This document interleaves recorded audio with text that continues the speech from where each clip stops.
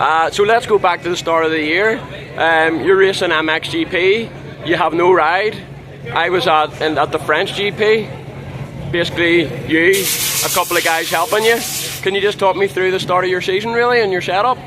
At the end of 24, after finishing twice 9 overall MXGP, I had no team deal for 25.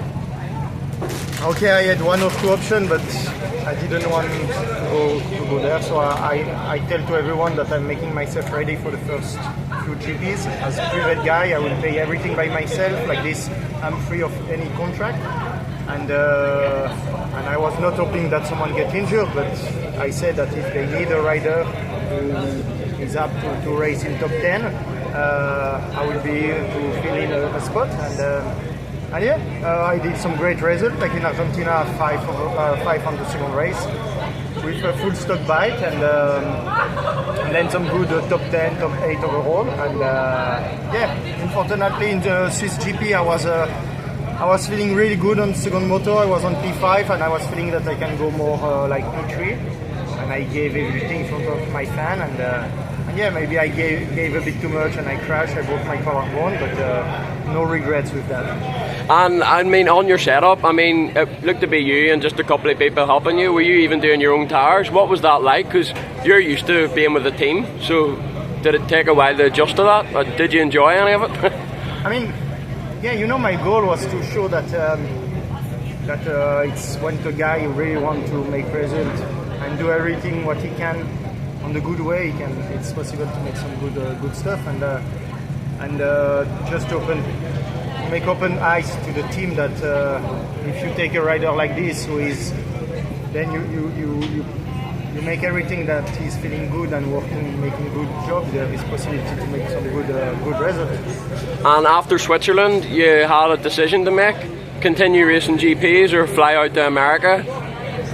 Well, in the end, why did you end up going the American route? So then I was like 2 days after a broken collarbone at Swiss GP, I got surgery. They removed the old plate, put a new plate. And then, for sure, I missed the GP of Portugal and Spain, and I was like, okay, what I'm gonna do now? Do I keep spending this money to do MXGP, or should I keep this? I take this money and use it in the US, and it's what I say. Like 9 days before Pala, I took the decision to come over here to make a dream come true, and it's what I did. Then I land here on the American soil 1 week before Pala on Saturday, and I had no bike, nothing. I just was sleeping to a friend, and finally on Monday I find a deal with Rock River, and then it was gone. We go for it.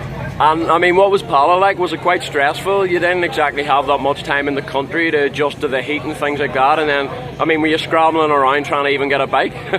Yeah, the big things was that I rode 2 times before Pala, so the race was 30 days after the surgery, and I mean, even you don't really think about, you know that you don't have to crash on this shoulder, so for sure you are a bit not 100%, then missing race time, practice time, so. And then learning some new tracks, new style of racing, and then I had to adapt the bike with this track condition. So it was many things together, but it was great. In Pala, first race I finished 10, second race 13 and 11 overall, so it was a good beginning of season. And I think Rock River Yamaha, they're helping you. What's the support been like with them? And I'm sure you're pretty grateful because it was all last minute. Yeah, I'm really thankful with Rock River Yamaha Gizmo. Because the deal, it was like I came with some private sponsor. Also, I didn't have the same gear deal than them, so they were giving bikes, parts, one mechanic, and they were putting me just out of the team on the tent, and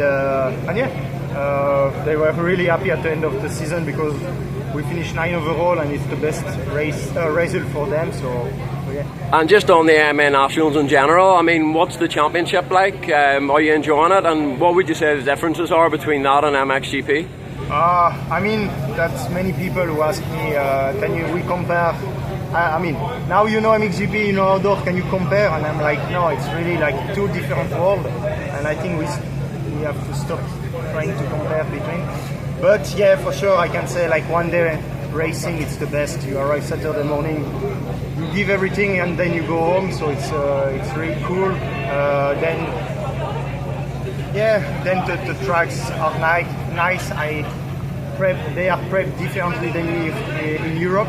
Also now I can compare and confirm that here in Ironman for the nation, we came 2 months ago, beginning of August, and it was really not like this. Now it's like really outback, almost no ruts, and really fast, slippery. And this we didn't have when we came here for the outdoor. Was like a lot of deep ruts, bumps. So yeah, that's the big difference. And yeah, then the style of racing, they are really aggressive the first few laps. But the track are also like. Do the tracks allow you to be more aggressive, whereas in Europe, you know, you have to ride more on the throttle control side? No, I think it's because the thing is here, those tracks are really large, wide. So then there is many possibility to pass in one corner. I remember sometimes on the first lap in one corner, 3 guys pass me. At least in Europe, you never have. You have one possibility to pass. So it's why they are really aggressive the first 4 or 5 laps, and then the level is really high. The guys are going really fast. And in terms of America, the country, what's it been like for you living here? And like, do you miss bits? Like, I'm sure your whole family and stuff like that isn't here, so that must be quite tough. Yeah, for sure. We always miss family, friend, girlfriend, everything. But like, to be honest, I'm really enjoying racing. It's really awesome. Then I'm struggling a bit with the food, and that's, you know, everyone knows that I like to eat good stuff, and yeah, it's like this. It's a bit different, and yeah, but I deal with this. I did some good results, and I'm happy to be, no regrets. And in terms of the competition, you were battling quite a lot with Jorge Prado and Benoit Paturel. Did it feel quite weird, even like battling with them and seeing them in the paddock on the other side of the world? Because I mean, you're used to racing them in MXGP. Was it quite strange or not?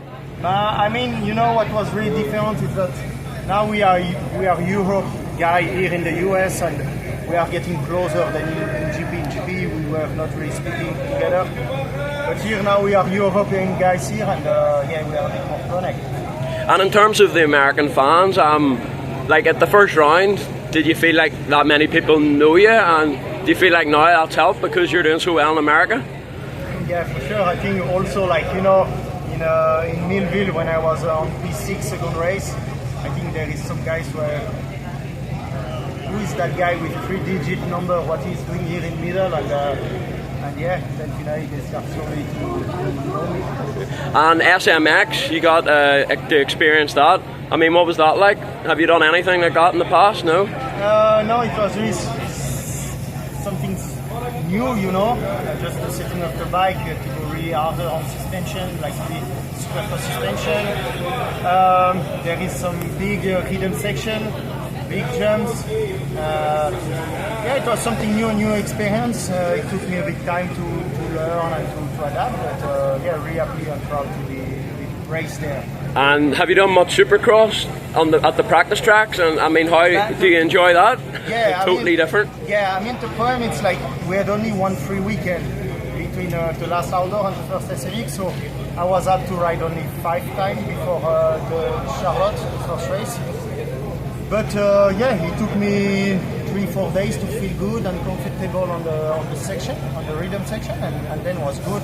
We rode on one SMX track, and then we rode also on Superfast track. So at the end of the days, I was as good as the guy who have a lot of hours on the Superfast track. And you've had a very, very long season because obviously you've been racing MXGP and then MA Nationals. What's the plan after the Nations? Will you go home to Switzerland for a little bit and see friends and family? And then when will you get back to America? Yeah, so my goal now on Monday, I'm flying back home to Switzerland. The goal is to make 1 month at home and then beginning of November come back here to start to make ready for the Supercross season. And that leads me nicely to my next question. It looks like you'll be doing a full season of AMN next year, Supercross and Motocross. Yeah.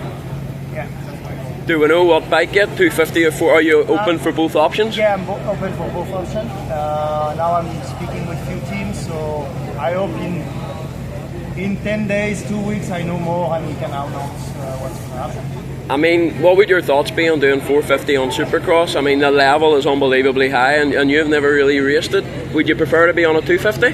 For sure, to start it's a bit maybe more easy to race 250. But how I saw our race like on SMX and I feel confident to be good on 450. And outdoors, say if you do 250 Supercross, outdoors would you always want to be on a 450 or would you be open to doing outdoors 250 as well? Yeah, I'm open also to go outdoor 250, but it really depends then the contract, because when you go outdoor 450 then qualifying for SMX there is more money at the end of the day, so we will see. We have to speak this with few things. And SMX, I think you made over 30 grand of prize money. Have you got a message to David Lungo? Should he change anything in MXGP to help the riders? I seen you speaking to him yesterday. Did you say anything about it? No, but I mean, like, I think what I say already for a few years at the MXGP, they should make one, like they call in MotoGP, independent rider and independent team certification, and to help the private rider, because the factory guys, they have enough of money, you know, they have good condition and they have all what they need. But the private rider, and private team, they should have a bit more help, and I think it should be really nice to make one championship for them like they do in MotoGP, and then in front could help them with money and prize money. Do you see yourself ever coming back to Europe, maybe in 2 or 3 years' time, or probably not?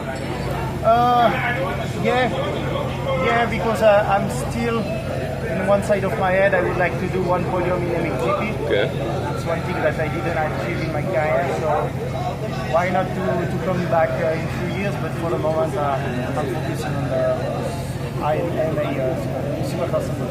And just on Swiss talents coming up, we've got Nico Grootman and we've got Kevin Bruman. Are you happy to see some young guns coming through from Switzerland, and what are those guys like? Are you able to help them in any way? Yeah, it's really nice to see that we have a next generation. We have also Ryan Opliger, it's a young guy. Yes, he's very good. 125, now we're going to go to 250. Yeah, it's nice to see that, and yeah, like now Nico, it's his first motocross of nation. Like me 15 years ago, it was also in USA my first one, so it's good. We try to help him, but today he did a good job. Perfect, thank you very much for your time and good luck in America. We do miss you in Europe. Thank you very much.